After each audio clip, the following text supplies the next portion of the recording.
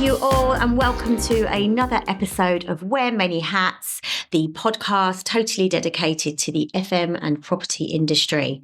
Today we've got a fantastic guest with us, my second female now on the show. It's Kate Basi. She is the Head of Operations for JLL at 40 Leadenhall. Spectacular building, which we'll get to talk about. Welcome, Kate. It's lovely to have you here. Thank you. Thank you for having me on a Friday as well. I did. It's Friday. Yay.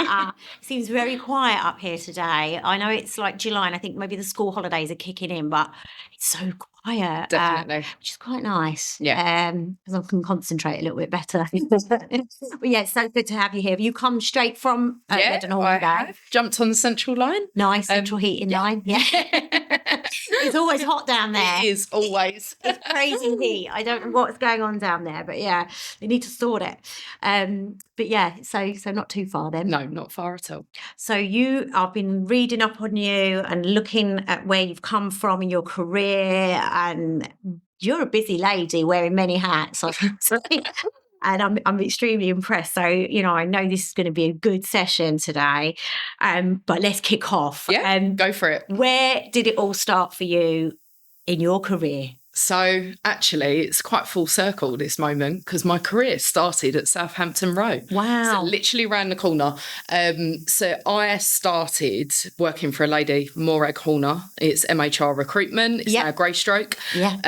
They are soft services FM recruiters. Yeah. She is an absolute trailblazer. I love her, a really inspiring lady. And I started doing simply cold calling, trying to figure out the market, trying to get new business for her. Yeah. And then one day I walked into the office and she said, "We're short on a receptionist. We need emergency cover. Would you go and do it?" Okay. And I was like, yeah, why not? Let's go and do it. Yeah. And I ended up going to do a cover at Regis, Old Broad Street House. Okay. And what started as one day rolled into weeks and weeks and weeks. Yeah. And working there, I met a lady, Bex Morehouse. So she headed up the FM of kind of the central London for Regis. Wonderful lady. Still in touch with her now. Yeah. Yeah. You know I know both of them, actually. Small world. Small world.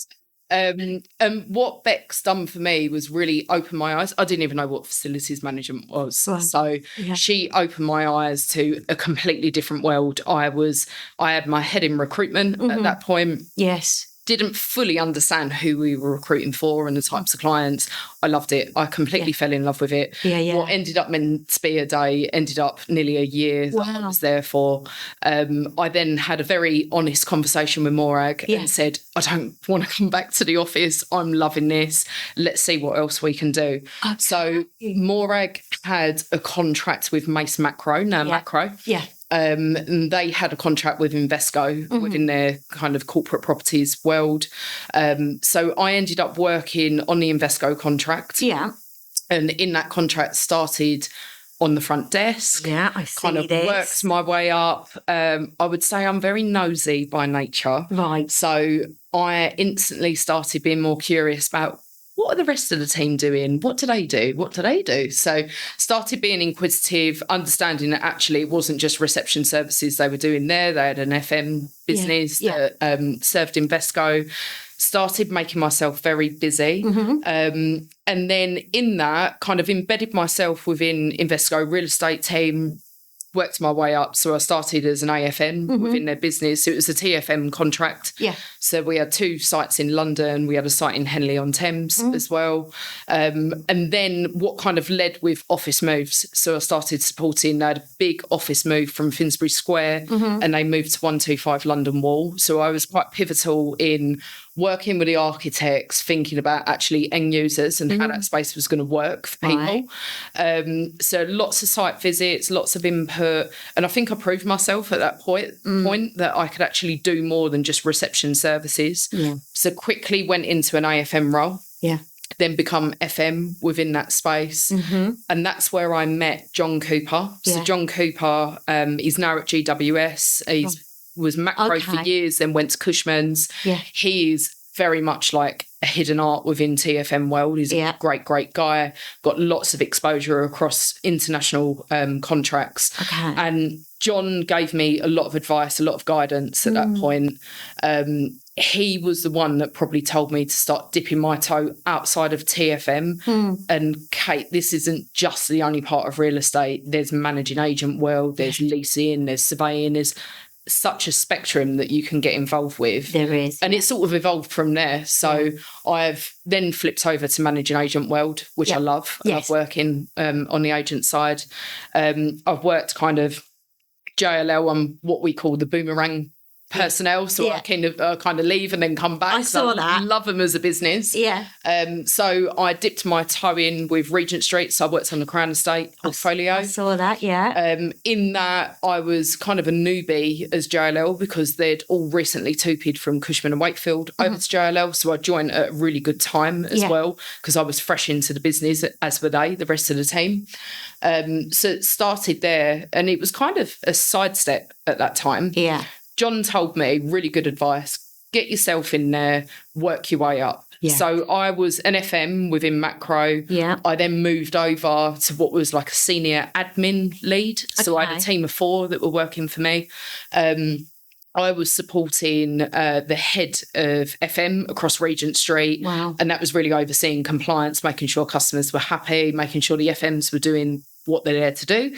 And then again, my nosy nature started to come in. So at that point I was, what can I do more? I love being the senior admin lead, but actually I was an FM. I want to get back into that.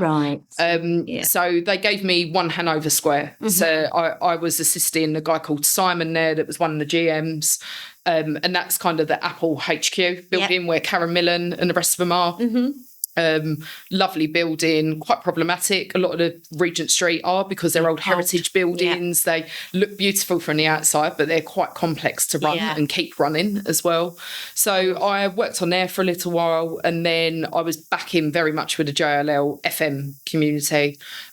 It's from there I went over to Fitzroy Place, which is a mixed-use development.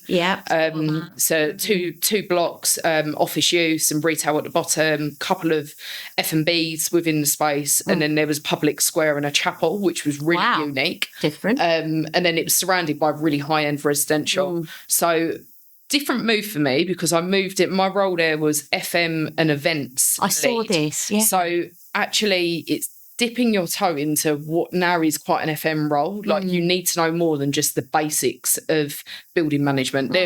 In my view, there is no longer a building manager. You need to have a niche within the market. So I think so. I went in, and my role was very much led on placemaking. So it was driving footfall into the public square. It was engaging with residents and office, trying to blend that community. From there, I went over to Selfridges Group, which was fabulous. I really enjoyed my time there.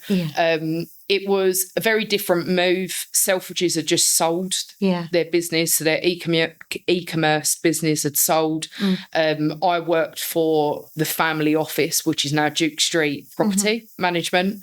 And what a lot of people don't actually know is the Selfridges store, there's 15 buildings that surround that store that are owned by the family. Again, like Regent Street, there's a lot of good, there's a lot of bad, there's a lot of old, there's a lot of new. So it's a really mixed estate. Typical setup is kind of retail bottom, offices, and then high-end resi at the top. So really diverse portfolio, got lots of overseas customers that are coming, especially on the residential. They're on short-term lets because they're studying in the UK. That was an eye-opener for me. The agent that I went to was Lee Barron. They're a really small outfit. I know that name. Yeah, they're a really small outfit. They primarily work in residential markets. So they're not as much in the commercial world, but Selfridges is a prime piece of asset for them. And in kind of that world working over there, it was an eye-opener for me, having come from JLL. Because of working in a small business, you then have to learn your trade. So you quickly become a surveyor, you quickly become marketing, you quickly become finance, you're doing everything. No longer are you just an FM in that world. I was a neighbourhood manager, so I had surveyors and FMs that worked for me, worked with me, shall I say. And in that, it was really trying to provide a unity on that neighbourhood. There wasn't really a neighbourhood feel. They were very siloed buildings. So it was trying to find some unity and cohesion and looking at kind of service partner contracts and making sure they are partnerships as well for the long term. And then from there went to 40 Leadenhall, which is where I am now. Oh, it's a crazy building. It is. Spectacular. 34 stories. Yeah. You've got all the terraces there, the treehouse terrace, rooftop bar, wellness suite. I just saw like spin bikes. I love spin. Looks like very much like a neighbourhood. You've got your bars, there's a library in there. Fitness and wellness suite. I'm like, what is going on down there? So it looks like that neighbourhood community thing feel that people are really wanting now. I mean, even in labs here, it's very much looks like a bit of a lounge out there, you know. Definitely. Like I do see people napping. And I think, I don't know whether this is post-COVID or whether it's coming in before that, but it you don't want to leave, right? Yeah. That's how they make it. You're there all day, all night. I think it's evolving into this, isn't it? I think it looks great. I mean, tell us about like your role now. I mean, so my role, I was one of the first people in. So I'm part of the management team there. We've got a team of 16, which is a large management team. It's 1 million square foot, but it's a vertical neighbourhood to put it in any other way. So actually my background from kind of estate-led mixed use has fed well into it, because albeit we're one asset, we've got so much going on in that space. So 1 million square foot, but nearly 200 square foot of that is led to amenity areas. So for us, kind of key pillars around wellbeing, around sustainability, and around community as well. There are kind of 3 drivers that we work towards as a team. So we've got a library, 10,000 books, fully lending. We're a smart building, so everything is fully integrated into the phone. We've got our own app.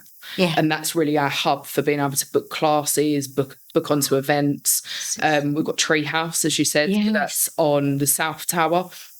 Treehouse is an extension of People Space. So it's purely for people in the building, not for public. That's a really luxurious lounge. We call it the jungle because it's got so many plants. Greenery. So much greenery. Love that. Yeah, it's beautiful. And actually it provides lots of intimate conversations as well, because you're surrounded by plants. You can actually sit down and enjoy a conversation without listening to someone sat next to you. We've got our wellness spaces. So we've got Peloton Suite. We've got our studio as well, which is very led to kind of yoga, Pilates, sand bath works. And then we've got treatment rooms, nail salon, hair salon. Basically, you're never going to leave. I just looked at it and I was like, this is where I want to be. Like, it's so nice. It is beautiful. It is beautiful. And actually, I think, so our client's M&G. Real estate. And I think fundamental for them, it was, when it comes to planning, they were going through the throes of planning applications and design during COVID. So I think credit to them that they've been so forward thinking in actually getting people back into the workplace and giving them more than just an office. It's a really, really bold move what they've done. That's what people want now. I think it's got to have something attractive to get you back. In saying that, though, it's so important to be in the office. I mean, like I said, I'm here today and it's dead quiet, but I like the hustle and bustle of an office. And I'm co-working, so it's just nice to be around people. That's me anyway. I guess if you're more introvert, maybe, but you can be at home all the time, but it's not for me. I like to do a bit of both. But yeah, no, you're right. You've got to have something to offer people to get them back in. I've done really well. I've got to come and have a look. So you opened last year, was it right? So we had a sectional completion, so it come in various staggers throughout last year, but we ultimately PC'd around October last year with our first customer moving in the October. We've got 5 customers in at the moment, so it's about 4,000 people. We've built 10,000. And we've got our anchor tenant, Kirkland and Ellis moving in throughout August. So we're going to be very busy. There's no summer break for us. what does your day look like? What does a day in Kate's world look like? What are you doing? Lots of juggling plates. Wearing many hats. Yeah, wearing many hats indeed. So our focus at the moment is getting people in, and actually customer satisfaction. It's a big part of what we believe in, and really, I think a huge thing in these kind of new developments is keeping the magic happening. Yes. It's great when you walk in a building, it's new, it's shiny, you're in awe, you walk through and you're like, oh my God, this is amazing. Yeah. It's keeping that momentum now for us. So that's really going back to basics with kind of service partners, what we're delivering, what we believe in, embedding our culture again back into all the teams. And then kind of a typical day can be anything from dealing with customer queries to working with service partners on kind of strategies, working with the client, long-term strategies, do a lot of work with EC bid as well, because we sit within that division. So various members of our team sit on the bid kind of leadership teams. So we're looking at wider impact on our neighbourhood, not just thinking about our building and being siloed to that. We do a lot of work with our local neighbourhood, and we do a lot of work with the city, thinking about cleaning up the city, thinking about consolidation, footfall movement, getting people in of weekends, because the city's quiet of a weekend as opposed to the West End. So we're thinking, especially in terms of like retail and food and beverage, what's going to drive people back in as well, and what's going to make it fun when they do come in. Yeah, of course. It's a big part of what we're doing at the moment. That's a we, not a me. I'm lucky we're in a really big team, and we've got various departments within our team, but it's very much a we effort. Yeah, it sounds really exciting. Yeah, it is. And how many people are you managing directly? So I've got 3 ops managers that work underneath me. So we kind of structure our team. We oversee soft services. So we've got front of house security, cleaning, and then we've obviously got wellness and treehouse, which is a little bit outside the norm for an ops manager. It's a great learning curve. But we kind of separate it in, each person's got a service partner division that they lead and they work with, and then equally on the customer base we divvy that up amongst the team, so they've got a key person that they can go to. We'll have to get some of them in to get them on the show, because I'd like to hear from their side of things, what they're doing. It's such a huge place, you know. I just can't. I can't imagine managing something like that. So it'd be really interesting to hear, more from you guys. But so let's talk about your challenges. Oh my God, you must have so many at the moment. I mean, yeah, we do. We do have challenges, but actually nothing we're frightened of. Good. That's what I would say. Yeah. We have challenges in taking on a new building. Naturally, that comes with defect and snagging management. Yeah. So that's always going to be your first kind of 18 months of taking on new development. You're always going to get them bumps in the road. I'd say other challenges is keeping momentum. So making sure that people don't stagnate in what they're doing. So you don't want people to get complacent. So it's making sure that we're enabling our workforce. We've got a team of 150 within that property. So making sure that they're trained, that they're committed to it as well, and actually that they're enticed of what's to come. So we do a lot of work on progression within the team itself. So there's we've shown, and we definitely support lots of movement. We've had people which actually move from one service partner to another. So we've had someone that's worked in cleaning that's potentially gone over to security contract, and that's been something that's been set in our culture when we went out to tender, that actually we all work for different companies. We're JLL, you're X, you're Y, but we are Team 40. Yeah. So that's something we've embedded from the very beginning to make sure that your heart and soul is with 40, because ours definitely is as well. Yeah, I see what you're saying. So you're all one, technically. Definitely. Or 42. Yeah, so it's all 40. Sorry, not 42. So it's powerful stuff. So obviously you've got so much going on in there, talking about the future. You really are the future right now, aren't you? So it's just that, like, where are you guys headed? But you're already there, I think. Have you got more plans? We will have more. Because you're talking about staying ahead of the game. Yeah, definitely. Sure. I think, as you know, the market is so fast-paced at the moment in terms of tech, innovation, AI, where we're going with it. For us, we're a heavily accredited building. So big part of that is Neighbours 5-star. So that's kind of ambition for us.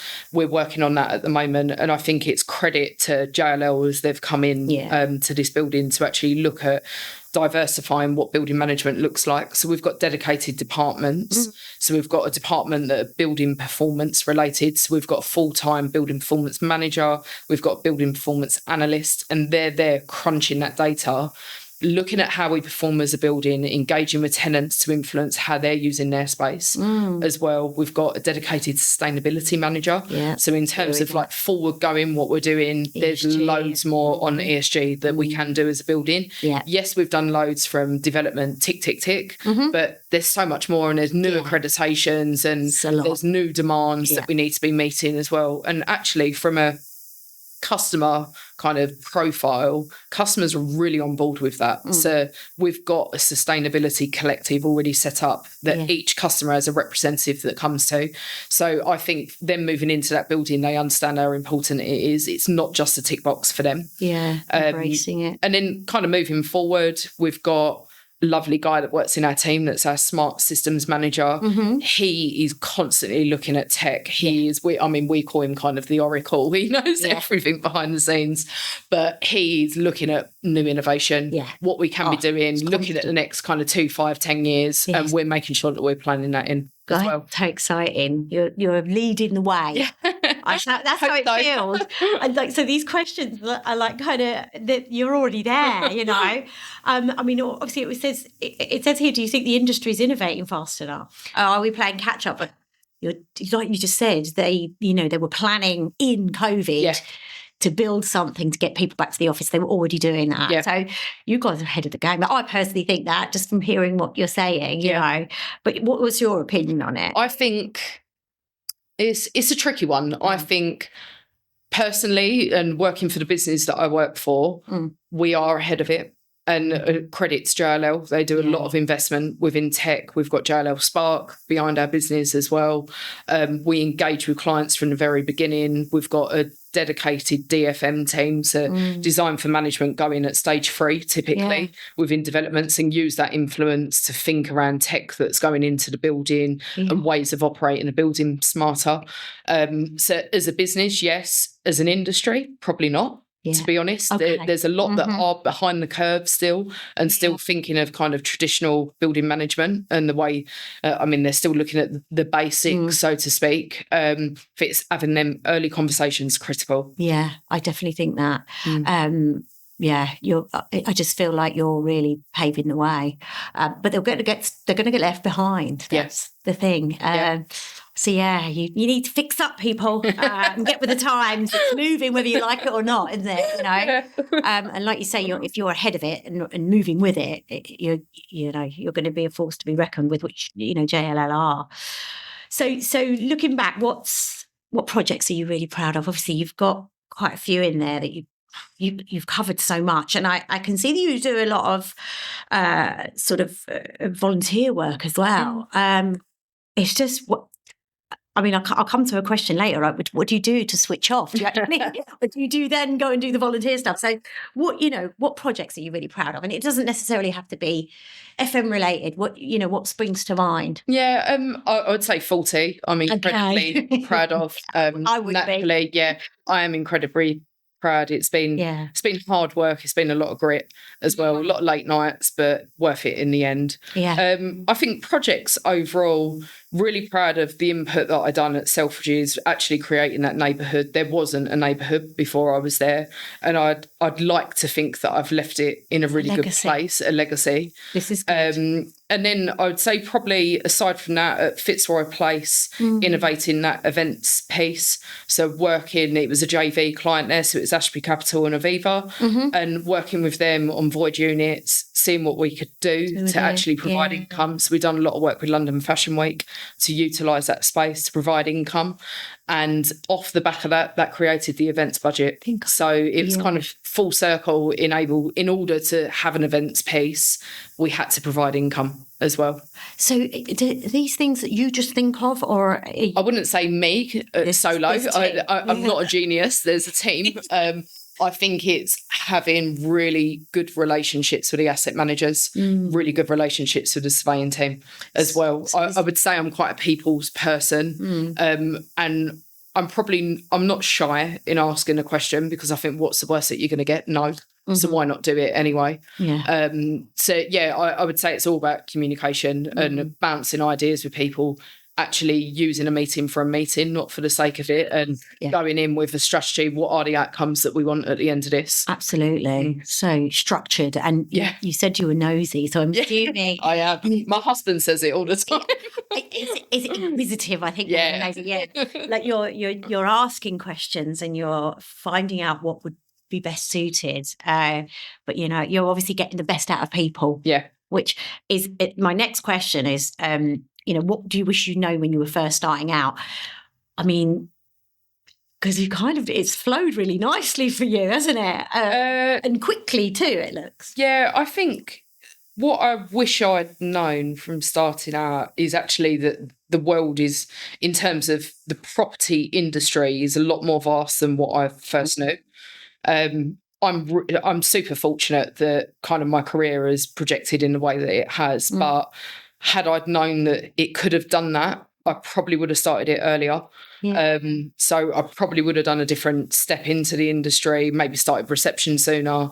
I don't know. I'm not going spiritual, but I'm a great believer in fate. Me and too. Things happen how they're meant to happen, and right moment, right place. If it wasn't meant to be, it wasn't meant to be. Yeah. So I'm really fortunate. I am fortunate, and thankful for all the people along the way that have actually saw something in me. I think that might be down to you and your character. Just meeting you as briefly as I have, I can see that you've really put yourself out there and learned along the way. And which is like my dad used to say, if you don't ask, you don't get. Yeah. And that was the best bit of advice I was ever told, because it now just makes me ask, like you said, if you don't ask, you'll never know. Exactly. So don't be afraid of coming forward, isn't it? Putting yourself out there.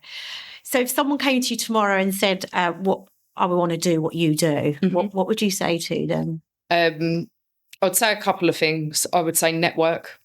You need to network, and you need to build a trustful group of people that can be your sounding board. I would say to them, have grit.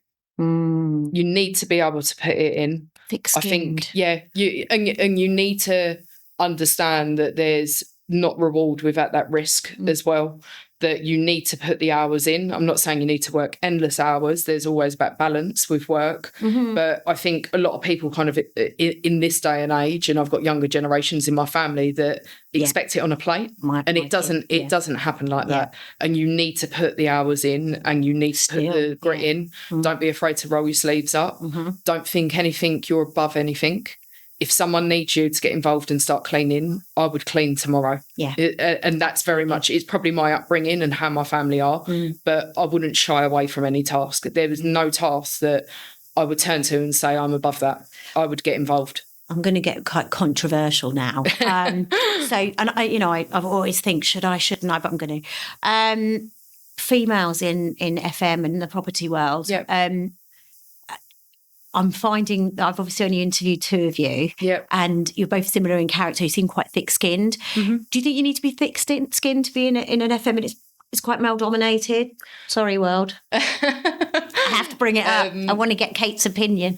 I wouldn't say you need to be thick-skinned, but I would say, depending on what world within FM you're sat in, and I say that because the construction world to the soft services world is very vastly different.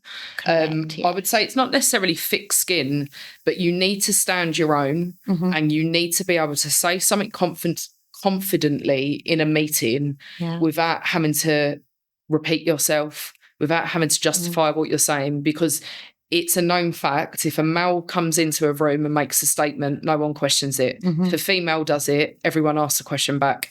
So you need to stand strong on what you're saying. You don't need to be bullshit about it. You've not got to be argumentative, but you've got to be really clear and stand your ground. Yeah. I love that. I just wanted to bring it up because I think, I was saying to you off air that, that I've only had 2 ladies on in the 20 podcast interviews I've done so far.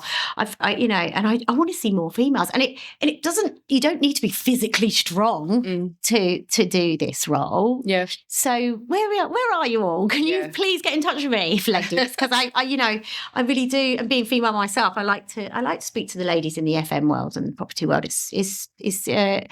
We need more, I think. Yeah, great. You're doing a fantastic job, and thanks for that. I know I've got a bit controversial there, but yeah, I just wanted to say. So let's talk about what you do outside of work. Please tell me about all this volunteering that you do as well. Are you still doing all that even though you've got 40? Yeah, I do. So I do work with Citizens Advice, Havering. So I'm based in Essex. Yeah.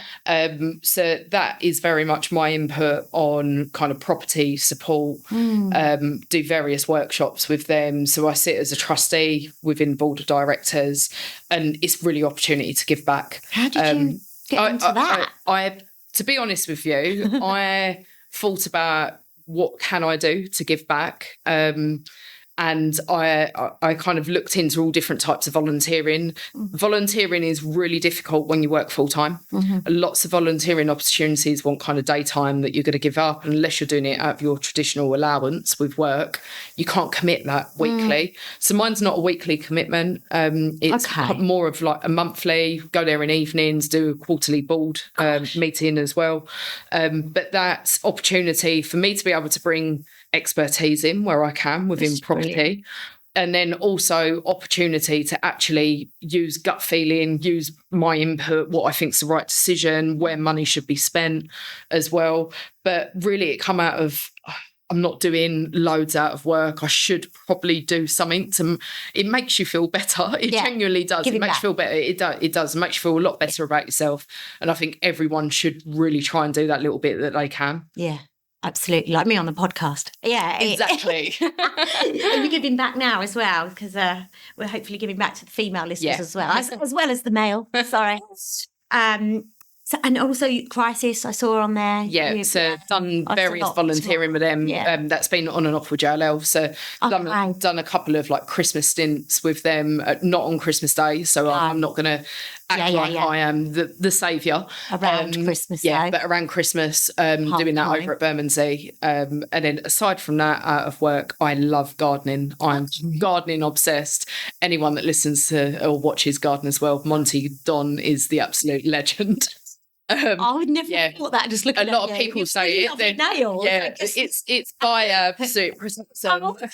A lot of people are quite taken aback by it because they think of it as a granny hobby. Yeah, relaxing. I am obsessed, and I think for me, it's taught me like perseverance, patience, planning. Nurture. You have to do a lot of planning within gardening, but I absolutely love it. It's like my non-think space when I'm out in the garden. Like my mind just zones out of everything, and that must be your sort of way of relaxing and it is, and switching off. Yeah, definitely. But you're still outside. That's really healthy. You have a really nice balance, I think. I hope so. So you mentioned you're married, and so is there family or just me and my husband? We don't have children. Okay. We don't want children by choice. Absolutely. Either. They're hard work. Quite controversial as well. No, but we don't. Now. It's becoming more of a common trend. You often get asked, you're not having children, but all our family are really supportive of our decision. And I think actually we've got our dog that we absolutely love.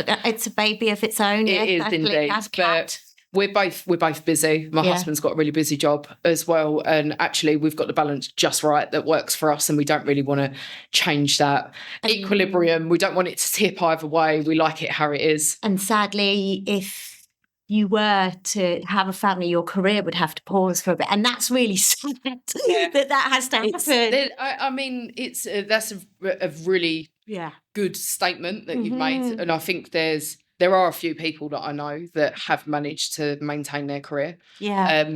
But it is something that women are mindful of. I've got various friends, don't work in our industry per se, but it is something that's always in the back of the mind. I'd say as a business who I work for, they're really flexible and supportive of families on both female and male and kind of what you're giving back into family life. So one of the benefits of working at JLL as well, that they are supportive of that. That's good. That balance that people need in order to go and do a school run, nursery run, etc., and still get into the office at a sensible time. There is that balance. That's we do offer that because it's not, it is so tough doing it. Yeah. I mean, that really is wearing many hats. But do you feel like in the FM world you can still do that? You can still go off and have the family and come back? And I think so. There's a balance. I think it's turned in the right way. Yeah, definitely. That's positive. But children are hard work. So I think you made a right choice. Sorry, kids. Mine are grown up. It's fine. Because you get your time back. Yeah, I know. So, it's you're at the other end. Yeah. And I love it, like now. So I was quite a young mum. So I've now living life. And there's no grandchildren. So I'm like, it's my time now. Yeah. Enjoy it. Absolutely. Good for you. So what's the last question is, what's the best bit of advice you've ever been given? You mentioned some things earlier, but what's the best bit? I've got two bits and they're actually not work related, but I bring them into work. Yeah. So first one is actually from my mum and it's buy cheap, buy twice. Okay. And that goes back to, fundamentally it's around clothing. Yeah. Buy cheap, buy twice. But I apply it to everything. So I think I apply that mentality when it comes to looking at service partner contracts. I think around pay rates, making sure that we've got staff retention. Absolutely. I think about when we're making decisions with architects around finishes. If you're going to buy it cheap, you're going to be replacing it again. Mm-hmm. So I apply that to a lot of things in my life as well. And I do stand by it. I'm not saying that you have to throw money at a problem, but I do truly believe if you buy yourself a cheap solution, you're going to suffer in the long run. Yes, that's a good bit of advice. Thanks, Mum. I will take that on board. It's very important, isn't it, to get that. And again, that's about balance as well, I think. You don't need to pay through the nose either, but it's about looking at who you're working with, I guess. But that's very important. You said you might have another bit of advice. Yeah, my second one is around finding your tribe. So this come from my nan. So my nan was widowed really young. She lost her husband when she was 48. Oh my God. Which is very young. But for her, she's passed now, but she lived to her 80s. And for her, she had such a strong tribe around her, friendship. And it wasn't necessarily all of her age group. She was even really good friends with her cleaner. But she had a mixture of friends that were from work. So she worked at Sainsbury's for like 40 years. So she was with with colleagues, and she had neighbours that were really good friends. And I think it was like merit to her and actually investing in those relationships. So it's really important to me. I've got a tribe of people.